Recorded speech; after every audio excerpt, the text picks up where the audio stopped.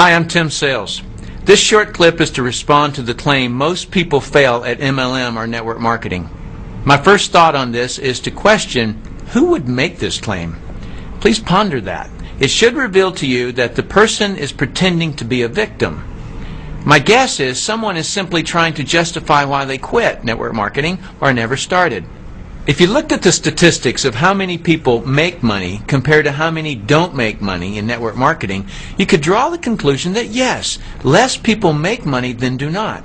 But why people act as though this is any different than anything else is unknown to me, because the same could be said about anything people attempt. By the way, every time I say fail, I want you to picture the word fail in quotes.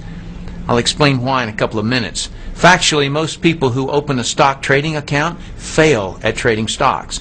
Most people who get into real estate fail at selling even one real estate property. Most people who want to sing at the opera fail. Most people who want to play professional sports fail. Most people who want to start a business fail. Most people who want to play a musical instrument fail. Most people who want to get into shape fail. So while it's true that most people fail at network marketing, it's also true that most people fail at every pursuit. The wise and logical thing to do is not look at the percentage that failed, but to look at what they did to fail versus what people that succeeded did to succeed. For those who have never been in network marketing, please allow me to explain to you how misleading this claim that most people fail actually is. To get into a network marketing company, it typically takes less than $50 to purchase a starter kit, which is all that is required to join a company. And logically, a new person will purchase some products so they'll know what they're selling.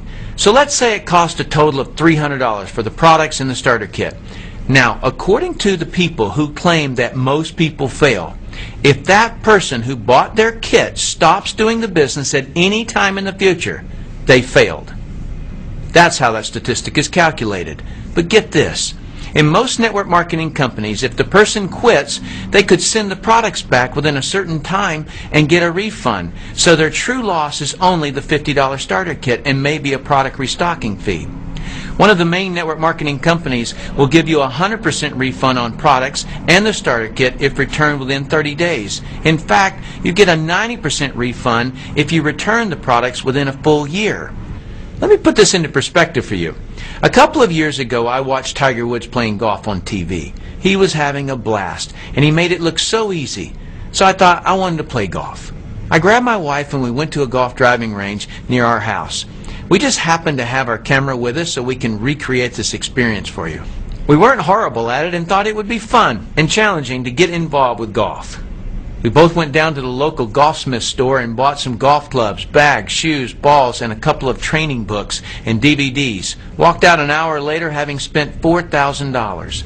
We went to the driving range a few times to practice, which cost us about $20 each trip. We played a couple of times at a local golf course for about $80 plus $30 to ride in a little golf cart. So it was about $110 each time we played. I then read about a beautiful golf course in Naples, Florida at the Ritz-Carlton Resort. We drove there and it cost us about $700 a night to stay at the hotel and $200 each to play the course. That day, we played. It was around 100 degrees outside and we sweated for 4 hours straight. I played terrible and hated the experience. I hated it primarily because I performed terribly and the heat made it very uncomfortable. We left Naples having spent $1,200. When we got home, I threw the clubs in the garage and haven't played since. So my golf experience cost me about $5,000, of which none of it was refundable.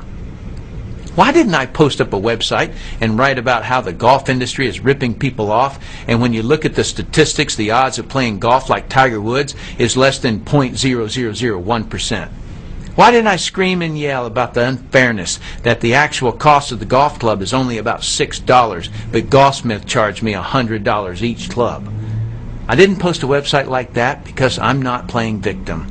I know what happened. I didn't fail at golf, I quit. Allow me to point out some similarities between my golf experience and network marketing. Watching Tiger Woods having fun was like me going to a business presentation and getting excited. Going to the driving range with my wife was like asking a friend to join me. It looked fun and we thought we would be able to do well at it. Buying the golf clubs and all of the gear was like buying a starter kit with some products, although I spent a lot more money on golf clubs. Buying the books and training DVDs is similar to buying the training materials in network marketing. The fact that I didn't perform to my expectations that day in Naples is very similar to someone not having immediate success in network marketing. What I am sure of is that every person who is a professional golfer has had days where they didn't play to their expectations, but they evidently didn't quit. They stuck to it. Their interest in being great at golf was greater than their interest in quitting. The truth is, I didn't fail at golf. I quit golf.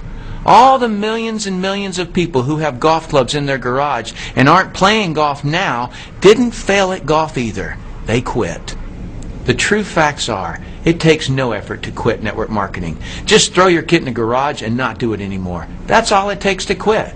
So when you hear people claim that most people fail in network marketing, picture all the golf clubs in people's garages, all the gym memberships that are inactive, all the in-home exercise equipment that have clothes hanging on them and haven't been used in months, all the musical instruments sitting unused in their cases, and all the real estate no-money down seminar tape sets sitting in the closets or on the bookshelves unused.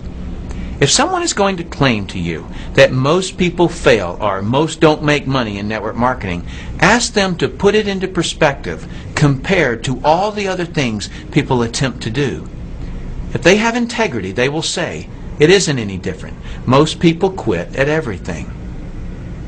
In fact, in my early days, I did quit network marketing for about 2 weeks. Then decided that I wasn't going to quit because it was my only shot at making big money. I devoted myself to learning the business and went on to earn a lot of money, just like anyone who has ever accomplished great things in their life. The decision someone makes on the day they get involved or the day they buy a business starter kit is not the important one. The important one is the decision they make when they realize what it's really going to take to succeed.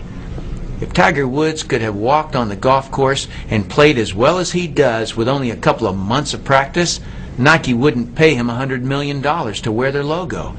Tiger is great because he worked his guts out. Network marketing isn't any different. Business, very simply, is a person or a company making people's lives better. What one needs to learn to accomplish that in network marketing is communication skills. And communication skills are just like a golf swing. It's something you learn, not something you're born with. My point in having you visualize the word fail in quotes is that people don't fail at things. They quit before they've learned the necessary skills to do them. That's all. So quitting is not the same as failing. While I'm on this issue, let me also comment briefly on the claim your odds of making big money in MLM are slim to none.